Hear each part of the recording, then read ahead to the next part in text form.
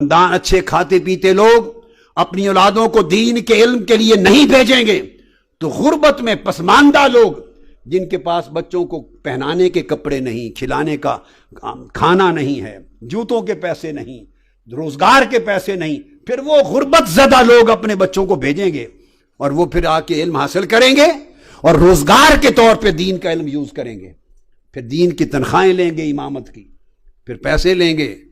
تو دین سارا غریبی میں سیکھا اور غریبی میں تنخواہوں کے ساتھ آگے سنایا۔ اس تبلیغ میں کس برکت کی آپ توقع کرتے ہیں؟ کیا توقع کرتے ہیں کہ ایسی تبلیغ سے کتنا انقلاب آ جائے، آپ کے اندر کتنی تبدیلی آ جائے، پھر آخرت کے نام پر دنیا کمائی جائے گئی اور کیا ہوگا؟ اور یہ اسی کا نتیجہ ہے، چونکہ دین کا علم نہیں دیا۔ اور یہ ہلاکت اہل سنت ہمارے عقیدے میں، میرے عقیدے والے لوگوں میں زیادہ ہوئی۔ جس کو اٹھاؤ، کوئی مولوی پیسے لیے بغیر تقریر کرنے کو تیار نہیں، دین کا علم دینے کو تیار نہیں، الا ماشاء اللہ۔ کوئی کسی کو بلا لے، پہلے تو جاتے تھے تو اس وقت خدمت لیتے تھے، اب ریٹ طے کرتے ہیں ایکٹروں کی طرح، ناچ گانے والوں کی طرح ریٹ ہیں۔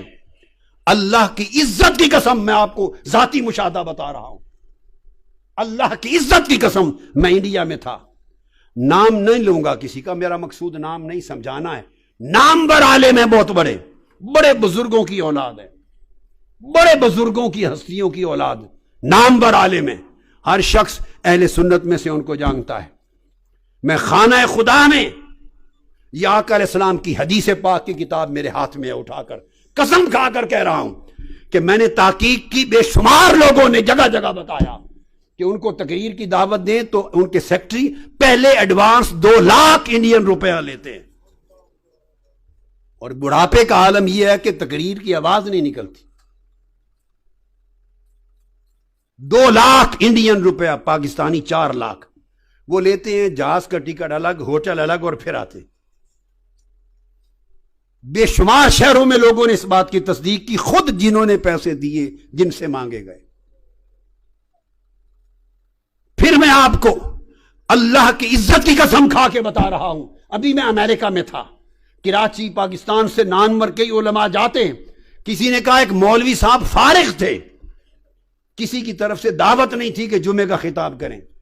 ہم نے کہا نیو یارک کی بات ہے، ہم نے کہا فارغ ہیں، ان کے پاس آج دعوت نہیں ہے، کئی خطاب نہیں، تو جمعہ تو پڑھنا ہی ہے انہوں نے جمعہ، تو ان کو کہہ دیا کہ ہمارے ہاں آ جائیں اور خطاب کریں۔ انہوں نے کہا میں $1000 لیتا خطاب جمعہ کا۔ انا للہ و انا الیہ راجعون۔ کیا فائدہ اس عمل کے ساتھ؟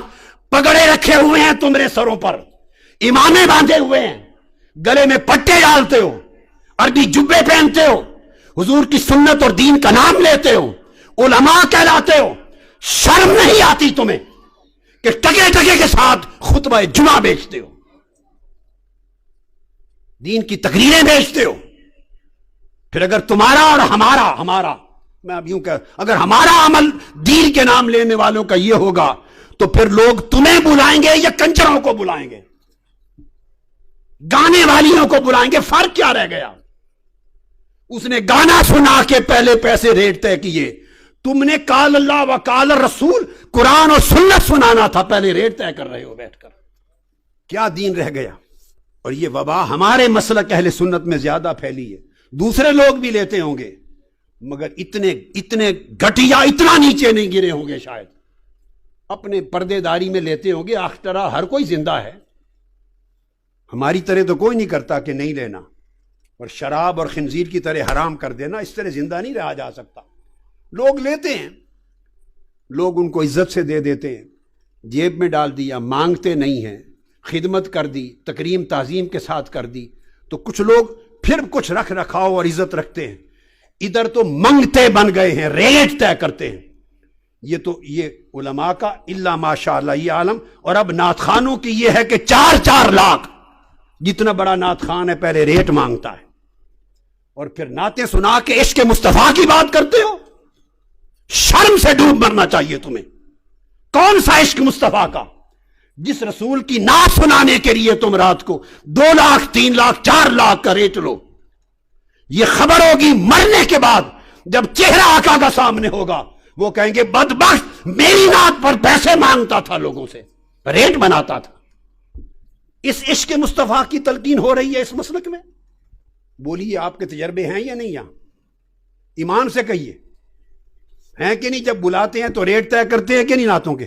ہاتھ کھڑا کر کے بتائیں ایمانداری سے، گواہی دیں، گواہی دیں۔ اونچی ہاتھ سے جن کا تعلق مساجد سے ہے، انتظامیہ سے ہے، ریٹ مانگتے ہیں، نعتوں کے مانگتے ہیں، قرآن کی قرات کے ریٹ مانگتے ہیں، تقریر علم دین کے بیان کے ریٹ مانگتے ہیں۔ کیا آقا نے یہی تلقین کی تھی امت کو؟ یہی سبق سکھایا تھا؟ صحابہ کرام کا طرز عمل یہ تھا؟ امام حسن بصری ایسے تھے؟ امام اعظم ابو حنیفہ اس طرح علم پڑھاتے تھے، ریٹ بناتے تھے؟ امام مالک کا یہ طرز عمل تھا؟ امام شافعی کا، امام احمد بن حنبل کا، داؤد طائی کا، حسن بصری کا، حضرت احمش کا، سفیان الثوری کا، جنید بغدادی کا، سرکار غوث العظم کا، خواجہ غریب نواز کا، داتا گنج بخش علی حجویری کا، ارے جنہوں نے دنیا میں دین پھیلایا، وہ ریٹ بناتے تھے، لوگوں سے پیسے مانگتے تھے؟ خدا کے لیے دین کو بیچنا چھوڑ دیں۔